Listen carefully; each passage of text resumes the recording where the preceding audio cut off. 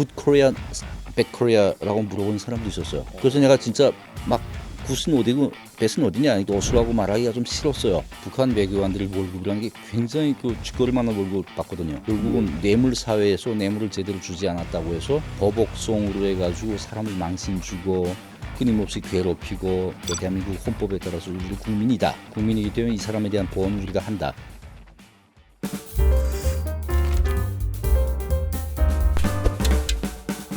이게 웬 난리지? 난리지쇼에 오신 것을 환영합니다. 저는 진행을 맡은 알파고입니다. 오늘은 특별한 분을 모셨습니다.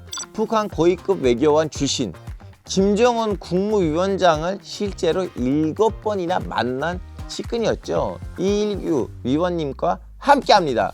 안녕하세요. 안녕하세요.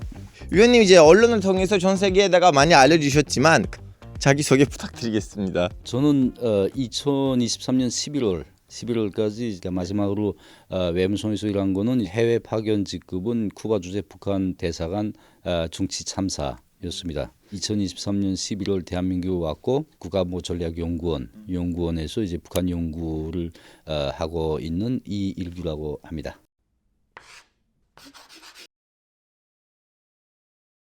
우리는 그동안 꼭 모시고 싶었습니다. 감사합니다. 이제 한국에 오신 지 약 한 2년 좀 넘으셨잖아요. 그동안 어떻게 지내셨어요? 우리 탈북민들은 고치는 과정이 있잖아요. 조사 과정. 그 과정을 빼면 그저 한 1년 7개월 정도 되는데 1년 7개월 동안 진짜 바쁘게 살은 것 같아요. 뭐 언론에도 많이 나가고 진짜 이제 그 내 목소리로 자유롭게 이제 북한에 대해서 또는 이제 나의 삶에 대해서 말하는 기회가 굉장히 많았고 또 이제 연구원에서 이제 북한 관련 연구도 하고 뭐 이래저래 쓸데없이 바쁜 시간 보낸 것 같아요. 탈북 얘기를 하기 전에는 뭐 쿠바에서 얼마나 계셨는지, 그리고 우리가 듣기로는 보통 이렇게 어렸을 때부터 많은 나라를 다니셨던 걸로 알고 있는데 저희 아버지가 원래 이제 첫 김정일 통역이었어요. 오. 우리 아버지가 그때 베이징 대학 유학할 때인데 프랑스. 그래서 이제 우리 아버지가 선발돼서 들어와서 김정일 첫 통역을 했어요. 그렇게 하고 일생 아버지는 대부분에 이제 종사를 했습니다. 그래서 아버지 덕분에 제가 이제 소학교를 졸업하고 이제 중학교에 입학하면서 알제리에 갔어요. 오, 알제리. 아hl란 사hl란. 살람 알레이쿰. 와알레이쿰 살람. 그래가지고 이제 제가 알제리 가서 알제리가 프랑스 식민지였잖아요. 3년 동안 공부를 했습니다. 프랑스어를 배우고 그 후에 돌아와서 2년간 평양 외고 학원에서 이제 있다가 다시 쿠바에 갔어요. 쿠바에 가서 한 4년 7개월인가 8개월 정도 하바나 종합대학에서 공부를 하고 오, 거기서 유학하셨네요. 네, 하바나 종합대학에서 유학을 했어요.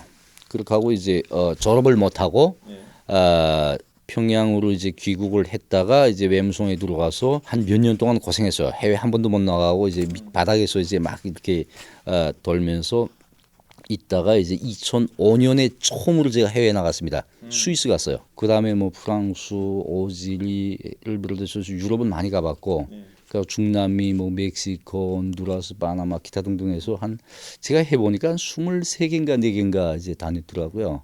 그럼 해외 나가실 때 인터넷으로 좀 북한에 대한 기사도 좀 검색해보죠. 왜냐면 대사관에 있는 분들은 또 그런 업무가 있잖아요. 우리나라가 이 나라에서 어떻게 소개되는지 좀 보자. 그 나라 언어로 북한에 대한 기사들을 보실 때 좀 어떻게 보셨어요? 북한 사람들은 엘리트든 일반 주민이든 북한이 원래 이제 굉장히 폐쇄된 국가고 또 이제 외부 정보가 유입이 안 되다 보니까 북한 사람인데 북한을 몰라요. 그러다 보니까 나가면 이제 북한 내부 자기네가 모르는 걸 알고 싶어 해요. 가장 대표적인 게 뭐냐면 김씨일가입니다. 외부가 우리 수령님을 북한식으로 표현하면 우리 수령님을 어떻게 보는가, 또 이제 우리 수령님이나 우리 장군님은 어떤 사생활 영역이 있을까, 이런 걸 저도 그런 걸 많이 검색해 봤던 것 같아요. 제가 처음 이제 북한 외부 나가서 인터넷을 접한 거는 2005년 스위스 갔을 때 호텔 가서 이제 조금씩 봤는데 거기서도 진짜 김씨 일가에 대한 그 스토리가 제일 재밌더라고요. 알고 계시는 북한하고 이렇게 보시는 북한이 좀 약간 다를 거 아니에요. 어떤 거 특히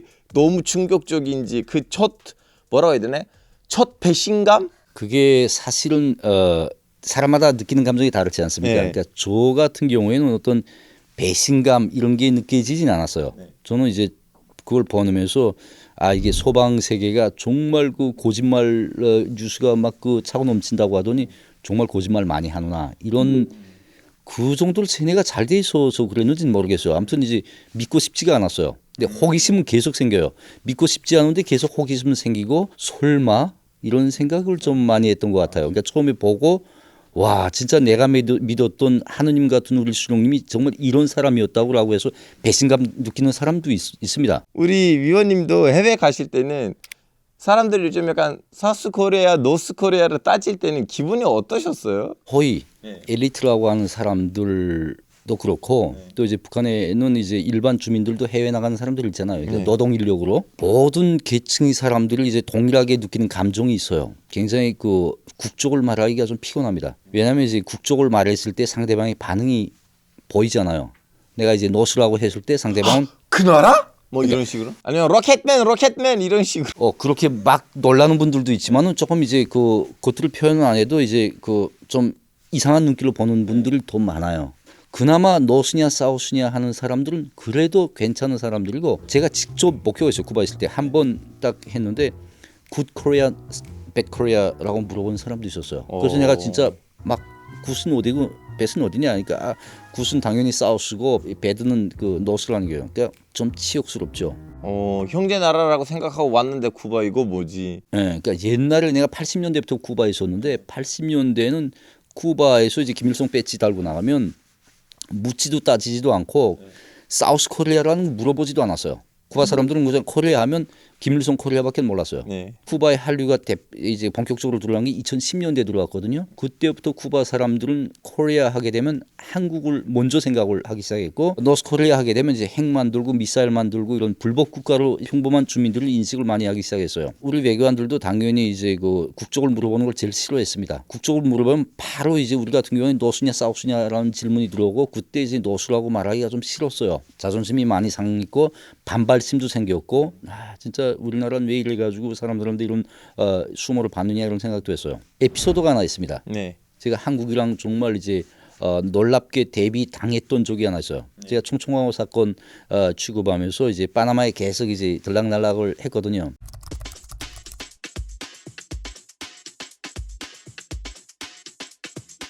근데 파나마는 코리아 요건을 내면 사우스 코리아면 그냥 1분도 안 걸려요. 수속이. 예, 저도 바로, 2번 갔어요 파나마에. 바로 통과. 바로 통과예요. 근데 북한 요건이면 최소 3시간 4시간입니다. 비자 다 가지고 들어가는데도 예. 이제 북한 사람으로서 파나마에 제일 많이 들어간 건 좋을 거예요 아마. 짜증이 나거든요. 근데 일 때문에 왔으니까 할 수 없이 기다리죠.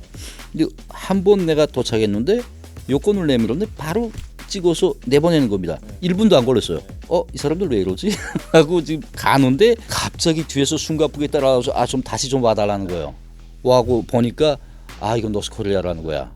그래서 이제 다시 심사가 한 3시간 걸렸는데 그때 요건 찍어줬던 사람이 추궁을 받았어요. 근데 여권이 저처럼 일반 여권 아니고 외교관 여권일 텐데 좀 약간 대우가 좀 달라야 되는 거 아니에요? 일반적으로 이제 북한이랑 수교가 돼 있는 나라들 그리고 이제 북한과 관계가 상대적으로 좋은 나라들, 북한 현지에 북한 대사관이 있는 나라들 그런 나라들에서는 이제 대우가 좀 있습니다. 쿠바나 니카라과나 중국이나 러시아나 이런 나라들은 오히려 한국 여권보다 북한 여권이 좀 더 많이 통해요.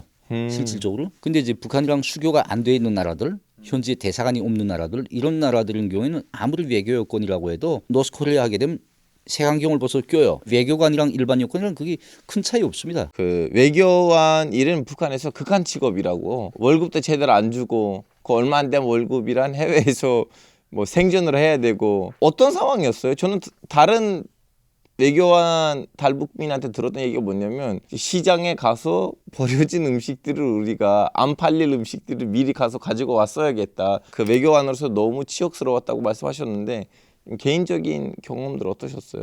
북한 외교관들의 월급이라는 게 굉장히 그 쥐꼬릴 만한 월급을 받거든요. 근데 그걸 이제 정말 쥐꼬릴 만한 월급까지 못 살겠다라고 하는 사람 많지는 않아요. 왜냐하면 북한 내부에서는 그보다 훨씬 더 작은 $1도 안 되는 월급 받고 살거든요. 근데 해외 나가면 그래도 보통 한 400, 500, 600은 받으니까 이걸 이제 이제 우리가 고향에 두고 온 우리 부모, 형제, 처자들 생각하면 이거 감사하게 생각해야 된다라는 생각이 많이 지배적이에요. 외교관들 속에.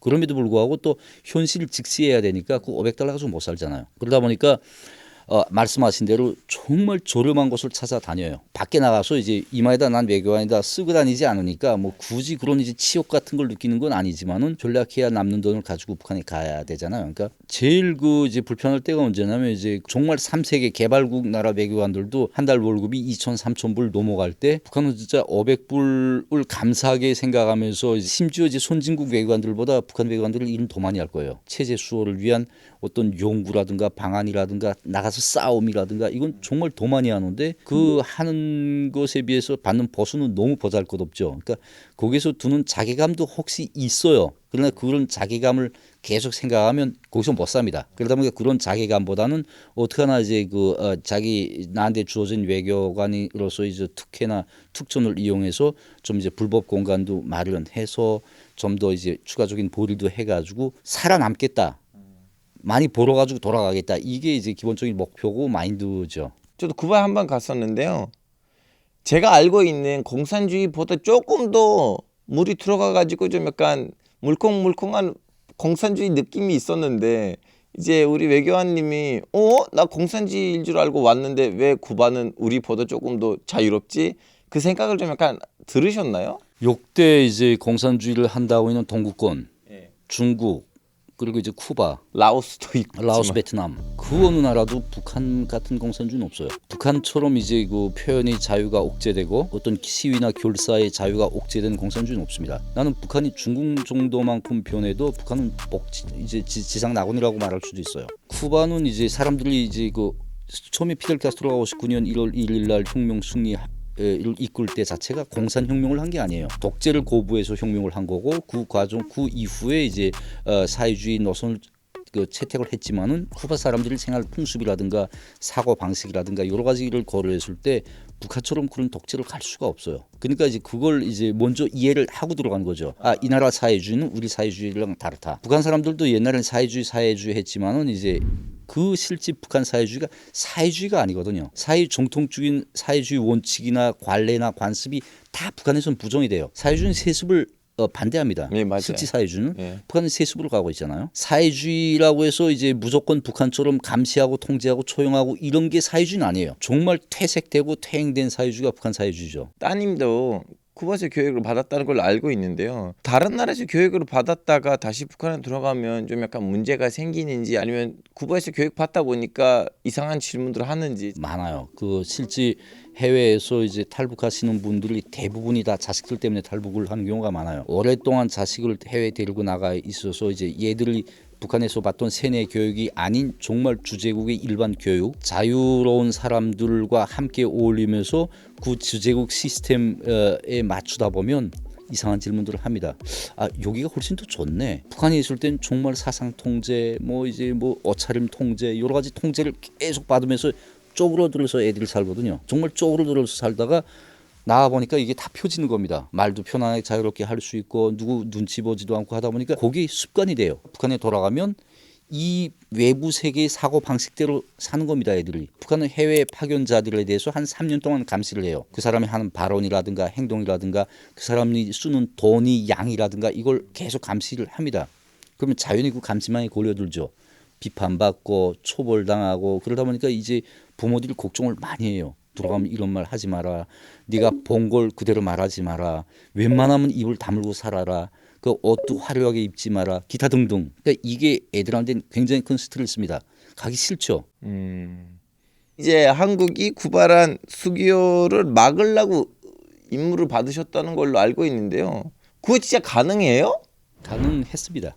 어떤 식으로 가능했어요? 좀 알려주세요. 쿠바가 북한이라는 나라에 대해서 굉장히 많이 중시하고 관심을 돌린 여러 가지 이유가 있습니다. 2010년대 중반까지는 이제 북한이랑 쿠바가 군사협력 관계가 심했어요. 쿠바도 이제 미국이랑 90마일 떨어진 곳에 위치하다 보니까 한식으로 미국이 군사적 침공 위협을 받아요. 네. 그러다 보니까 국방이 쿠바에는 생명입니다. 북한이 군사적 협력을 많이 제공을 해줬어요. 그러다 보니까 이제 쿠바가 북한을 중시하고 북한과의 관계를 쉽게 끊어내지 못했습니다. 2013년 7월달에 이제 총성원 사건이 터진 이후에 쿠바가 이제 북한이랑 군사 협력 관계를 하고 있다는 게 노출됐잖아요. 네. 그다음에 쿠바가 더 이상은 이제 북한이랑 군사 협력 관계를 안 가졌습니다. 그러니까 끈 떨어진 신세가 됐어요. 그때부터는 정말 우리 외교관들이 피타는 노력으로 쿠바와 한국 간의 수교 조지 활동을 다른 방식으로 해야 했습니다. 김일성 때 그 북한이 제공해줬던 이제 10만 종 무기, 그리고 이제 그동안 쿠바의 군사 협력 관계를 통해서 쿠바 제도를 지켜줬던 거, 김일성과 피델 사이의 친분 이런 걸 내세우면서 우리를 지켜라, 원칙을 지켜라 이런 식의 영향 주는 활동을 많이 해요. 쿠바도 정말 중국, 러시아 눈치를 굉장히 많이 봅니다. 이러한 상황에서 이제 북한과 관계를 쉽게 끊어내고 한국과 수교를 하면 중국과 러시아로부터 어떤 이제 배척당하지 않을까라는 우려심을 많이 가지고 있어요. 그러니까 이런 공간을 많이 활용을 합니다. 한국이라는 나라는 이제 미국이 주요 동맹국이잖아요. 그러다 보니까 이제 미국 자체가 대쿠바 전략이 제재 봉쇄를 통해서 쿠바 이 정권을 몰락시키겠다는 겁니다. 그러다 보니까 미국이 견제를 많이 해요. 한국이 쿠바 수교를 못하게. 아 그러네요. 생각해보니까. 그러니까 우리는 그걸 용이용해서 한국이라는 나라는 미국의 앞잡이고 정말 미국이 너네를 붕괴시키려고 하는데 앞에 이제 손발대나 같은 나라다. 이런 나라랑 수교하면 너네는 체제도 못 지킨다. 이런 논리로 여러 가지를 많이 합니다. 그러니까 이거는 이제 선동 논리고 두 번째는 인맥이에요. 쿠바 외무성이라든가 쿠바 공산당이라든가 쿠바 군부의 이제 주요 정책 작성자들, 네. 쿠바 이제 그 라울 카스트로나 지금 현직 대통령에게 이제 직접적으로 영향력을 행사할 수 있는 건의할 수 있는 그런 주요 인물들을 틀어 잡습니다. 틀어 잡아가지고 그 사람들한테 이제 이념적으로 물질적으로 여러 가지 이제 매수라든가 이런 작업을 많이 해서 그 사람들이 한국 쪽으로 눈을 못 돌리게끔 만드는 그런 역할, 여러 가지 다방면적인 그런 전술을 도입을 하죠.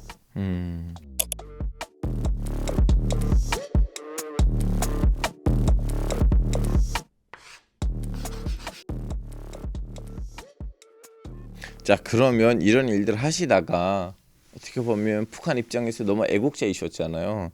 어떤 계기로 탈북을 결심하게 되셨어요? 저는 사실 뭐 그렇게 엘리트도 아니에요. 네. 저보다 훨씬 높은 직급을 가지고 있고 또 북한에서 훨씬 더 중요한 일을 하시던 분들도 대한민국에 와서 사시는 분들이 많습니다. 네. 조용히 살다 뿐이지.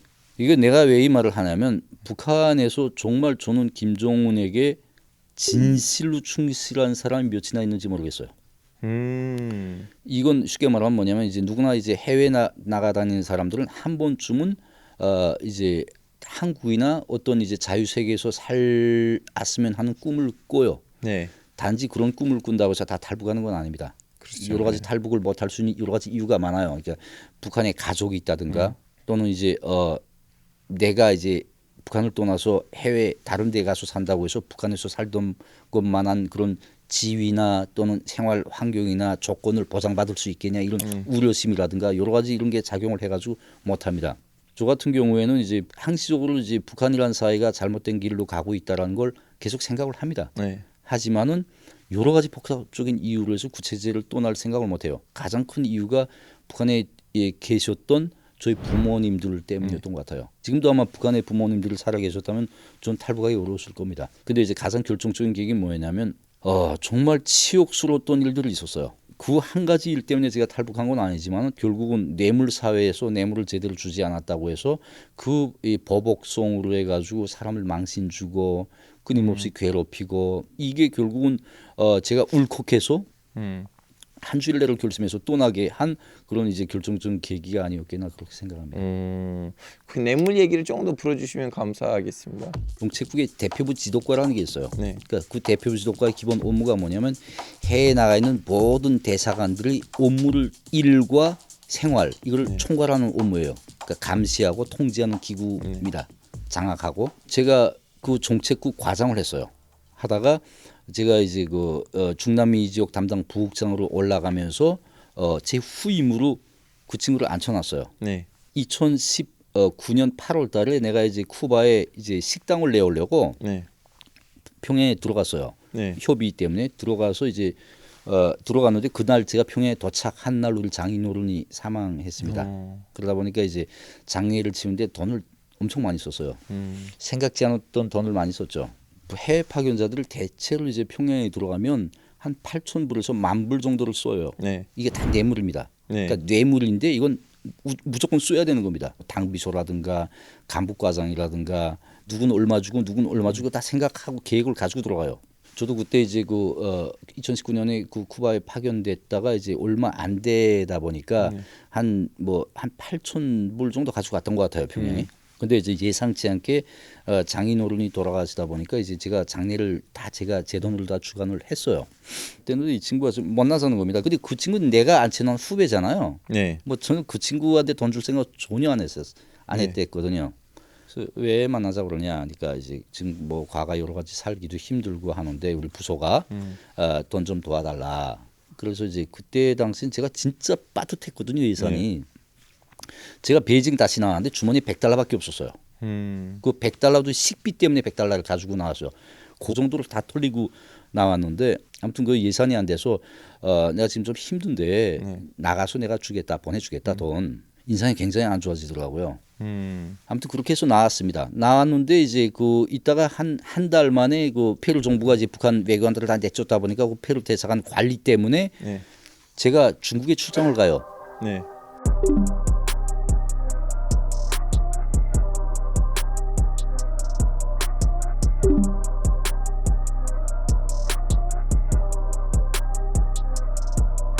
주중 페루 대사를 만나려. 네. 왜냐하면 페루 정부가 북한과 모든 외교 소통 채널을 다 막아버리고 베이징 한 손만 이용하겠다라고 해서 만나고 왔는데 문제가 거기서부터 생겼습니다.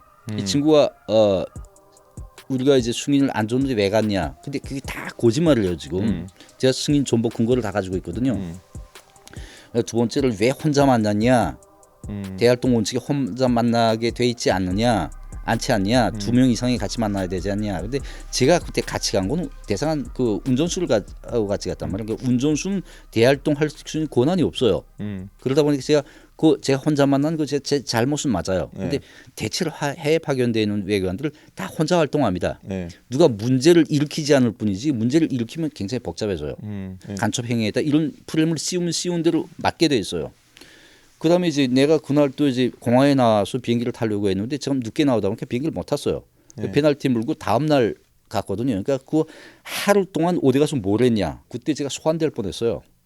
그 친구가 이제 문제를 굉장히 크게 일으켜가지고 그게 내가 평양 갔다 온 지 불과 한 달 만에 있은 사건입니다. 네. 아무튼 그때 이 일교 소환하라고 이제 외무성에서 이제 지시가 떨어질까 말까 하는 상황이었어요. 네. 그러다가 이제 100번 고려해서 소환은 그러니까 현지에서 그냥 비판하는 정도로 끝내자 해서 그때 제가 살아났어요. 네. 정말 이제 평양에 있는 제 동료분들 가까운 지인들 분이 저를 정말 열심히 비호하고 담보하고 두둔해서 제가 살아났습니다. 네. 그때 제가 앙심 품었죠. 그때 저 탈북할 생각은 안 했어요. 네. 내가 너 이제 돌아가면 진짜 내 가만 안 있는다. 그러니까 정치적인 프레임을 씌우려고 했던 거잖아요. 네.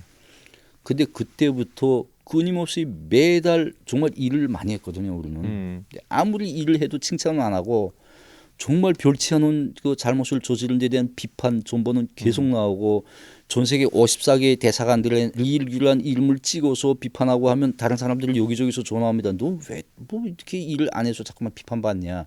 그때 받는 수치감이라는 게 또 이제 어마어마한 거예요.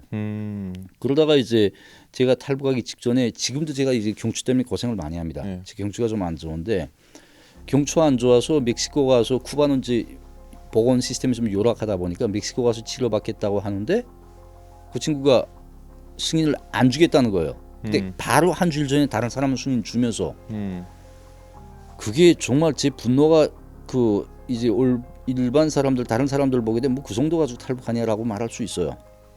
맞습니다. 그 정도 가지고 탈북할 사연은 아니지만은 이미 전에 저는 다른 여러 가지 이유 때문에 탈북을 할 생각을 하고 있었어요. 준비도 하고 있던 와중에 그런 정보를 받아 안고 내가 진짜 내가 결심을 잘했다. 무조건 가야 되겠다.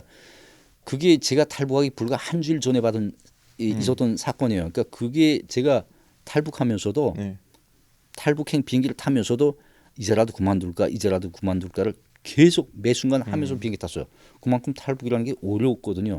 목숨을 거는 행위잖아요. 그 나약해지는 마음을 다시 이제 그 강하게 만들어줬던 계기가 바로 그 친구의 그런 그 계기였다고 저는 생각을 해요. 가끔씩 제재는 이렇게 괴물로 만들 때가 있어요. 그런 것 같아요. 일반인이 탈북을 했을 때 비교적으로 북한 정권의 티가 잘 안 날 텐데 외교관이시니까 탈북이라는 거는 제 탈북민 친구들보다 한 10배, 100배 정도 위험할 텐데 그 과정이 어떠셨어요? 뭐 예를 들면 목숨을 걸고 오신 거잖아요. 제가 탈북을 결심할 때 정말 탈북할 수 있는 조건이 어려웠어요. 쿠바는 섬나라 아닙니까? 맞아요. 섬나라다 보니까 이제 육지로 나갈 수 있는 나라가 아니에요. 네. 오직 이제 비행기를 통해서만 나가야 되는데 북한은 해외에 파견된 해외 파견자들 요건을 다 해소합니다. 탈북 네. 방지를 위해서. 그러니까 요건이 없으니까 비행기 표를 티켓팅을 못 하잖아요. 아, 또 그런 꼼수를 부리네. 네, 그러다 보니까 이제 그 이제 요건을 이제 손에 놓는 작업이 우선 첫째는 힘들었습니다. 네. 요건도 손에 놓으셔야 되고 정말 긴박하게 이제 그 다른 사람들한테 다 이제 눈에 띄우지 않게 새벽에 새벽 시간을 이용해서 이제 비행장에 나가서 탈북을 했는데 그나마도 또 이제 문제가 뭐냐면 북한 요건은 요건 가지고 갈 수 있는 나라가 몇 개 안 돼요. 예. 비자 없이 갈 수 있는 나라가. 그러다 보니까 이제 딱 그 중국이나 어떤 베네수엘라나 이런 나라들을 선정을 해야 되는데 중국 쪽으로 저는 사실 가려고 했어요. 예. 그러니까 중국 에어 프랑스 타고 이제 프랑스 갔다가 중국 가는 것처럼 해서 그럼 프랑스 비자가 필요 없거든요. 예. 프랑스 공항에서 이제 보호 요청을 하려고 했습니다. 그러니까 프랑스 같은 경우에는 가면 이제 바로 이제 보호해 준대요. 예. 정말 탈북하기 좋은 것이라 그럽니다. 근데 이제 그날 딱 프랑스 항공이 없는 날이었어요. 요건을 손에 줬던 날이. 예. 그래서 할 수 없이 베네수엘라 쪽으로 이제 택하고 이제 베네수엘라도 3국을 경유해야 되는데 그 3국에서 제가 이제 그 탈북하려고 결심했었는데 그 3국에서 제 망명 안 받아줬어요. 어디였어요 혹시? 그거는 제가 오케이. 말씀드리기 좀 카트. 어려운데 예. 대한민국이랑 그 관계가 좋은 나라다 보니까 제가 이제 말씀드리기가 좀 어려워요. 예. 아무튼 그래서 거기서 이제 정치 망명을 못 받는다. 네. 그러니까 베네수엘라 가라. 예. 근데 그땐 이미 북한 대사관이 난리가 났을 때입니다. 네. 내가 이제 없어졌다 해가지고 이제 막 찾을 때요. 그럼 베네수엘라 가셔도 문제일 텐데. 잡히죠. 왜냐하면 예. 베네수엘라가 혈맹이잖아요, 북한. 예. 그러니까 잡아서 바로 북송시켜 버리는 예. 거죠. 그때 이제 내가 이제 공항에서 이제 대사관에다 대한민국 대사관에 전화했습니다. 인터넷을 찾아가 전화해서 좀 협조 요청했고 그때 이제 대한민국 대사께서 30분 내로 공항에 나오셨어요.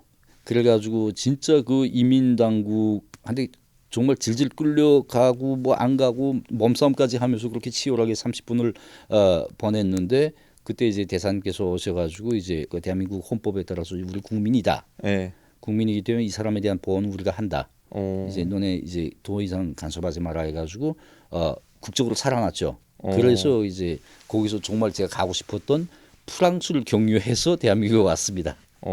다행이에요. 다행이에요. 진짜 다행입니다. 실물을 보면 엄청 얼굴이 빨갛습니다. 심지어 이제 손바닥 보면 여기는 막 빨갛고 바닥은 하얘요. 제가 옆에 서 있는 사람들이 불편할 정도로 막 이제 호흡이 좀 불편해하더라고요. 누가 보건데도 저런 상태가 건강할 수는 없다 이런 생각은 해요. 제가 대한민국 와서 거의 매일 놀라는 것 같아요. 좀 더 일찍 왔을 걸 그랬다라고 생각되는 순간들이 많아요. 제가 기뻐서 제가 좋아서 보다는 마음 편하게 또 재미있게 사는 걸 볼 때 정말 한국에 오길 잘했다라는 생각을 해요.